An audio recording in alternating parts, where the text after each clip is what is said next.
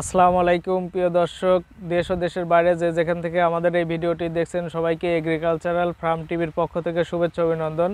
প্রিয় দর্শক, আজ আমি আপনাদের দেখাবো কিভাবে বিনা চাষে খেসারির কলই আবাদ করা হয় এবং এই কলই আবাদ করে কৃষক কতটুকু সফলতা অর্জন করছে এবং এর আয় ব্যয় ডিটেলস আপনাদের দেখাবো।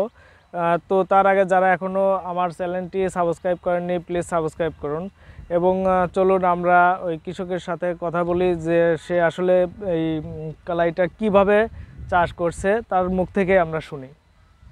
আসসালামু আলাইকুম। কেমন আছেন? ভালো আছেন। আপনার নামটা কি? আশরাফ। আশরাফ। তো আমরা শুনছি যে আপনি চাষ ছাড়া এখানে খেসারি কলইর চাষ করছেন, আবাদ করছেন, তো ঘটনা তো সত্য? হ্যাঁ। তো এটা আপনি কিভাবে করছেন? কতটুক জমির উপরে আপনি এটা? 1 বিঘে। 1 বিঘা। 1 বিঘে। তো 1 বিঘে জমিতে আপনার কয় কেজি বীজ লাগে? 20 কেজি। 20 কেজি।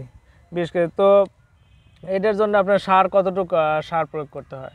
সার দিছি 30 কেজি। 30 কেজি। কি সার দিছেন?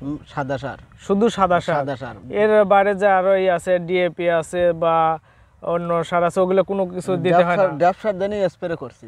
স্প্রে করছেন এমনি বিয়ের জন্য কীটনাশক আর যাতে না হয় এটা মাথায় দেওয়া ভালো লাগে, এই জন্য সব ফল সেটা দুয়ারে বড় হবে। দুয়ারে বড়, হ্যাঁ। তো আপনি এই এটা তো চাষ করতে হয় নাই কোনো? না, চাষও করা নাই, কিছুই করা লাগে নাই।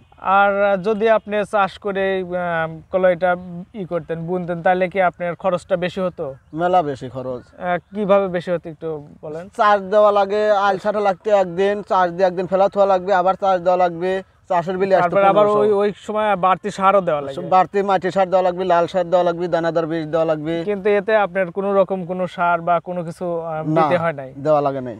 তো এই যে এর মাঝে যে আপনি দেখছে যে এগুলো সরিষা কেন আপনি করছেন? ওই বেসনের সাথে কয়টা নুন ছিটিয়ে করে দিয়েছিলাম, পাতলের পর উপরে থাকলে মানে আপনি সাথী ফসল হিসাবে আপনি করছেন যে কালার মধ্যে আমার যাতে ওটাও হয়ে যায়। হ্যাঁ হ্যাঁ। তো ভালো। তো আপনি যে 1 বিঘা জমির উপরে যে খেসারি বুনছেন, এই 1 বিঘা জমিতে আপনি কয় মণ ফলন হতে পারে? 8 মণ হবে। 8 মণ হবে। তা 8 মণ হবে। আপনার এটা পাকা পর্যন্ত তাতে আপনার 1 বিঘা জমিতে কি রকম খরচ আসবে? খরচ শেষ, এখন খরচ শেষ, এখন খরচ এটা চাষের তা তো ওই জন্য খরচ মেলা কম। অর্ধেকেরও কম। হ্যাঁ, তাতে আপনার আর কোনো খরচ নাই? না, খরচ নাই। এখন শুধু হচ্ছে পাকার অপেক্ষায়। হ্যাঁ, যখন পাকবে আমি তখন উঠায় ঘরে নিয়ে যাবো। হ্যাঁ। তো প্রিয় দর্শক, আপনারা দেখলেন কিভাবে খেসারির মানে চাষ করতে হয় এবং যে খেসারিটা কিন্তু আমরা বেশ কয়েকভাবে আমরা ব্যবহার করতে পারি। সেটা হচ্ছে আপনার এই যে খেসারি দেখছেন, এটা আমরা শাক হিসাবে খেতে পারি এবং যখন পেকে যাবে তখন আমরা ওটা ডাউল হিসাবে খেতে পারবো এবং ভালো হলে গরু যে আছে, গবাদি পশু, ছাগল বা অন্যান্য যেগুলো আছে তাদেরকে এটা ঘাস হিসাবে খাওয়াতে পারি। তো দেখুন, আসলে খেসারি আমরা বিভিন্নভাবে ব্যবহার করতে পারি এবং অতি কম খরচে, মানে অতি কম খরচে অধিক একটা লাভের ব্যবসা।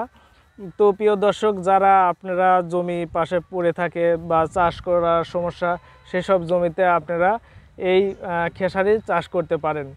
তো যারা এখনও আমার চ্যানেলটি সাবস্ক্রাইব করেননি প্লিজ সাবস্ক্রাইব করুন এবং যারা সাবস্ক্রাইব করেছেন তাদের সবাইকে অসংখ্য ধন্যবাদ জানিয়ে আমি আমার ভিডিওটি শেষ করছি। আল্লাহ হাফেজ।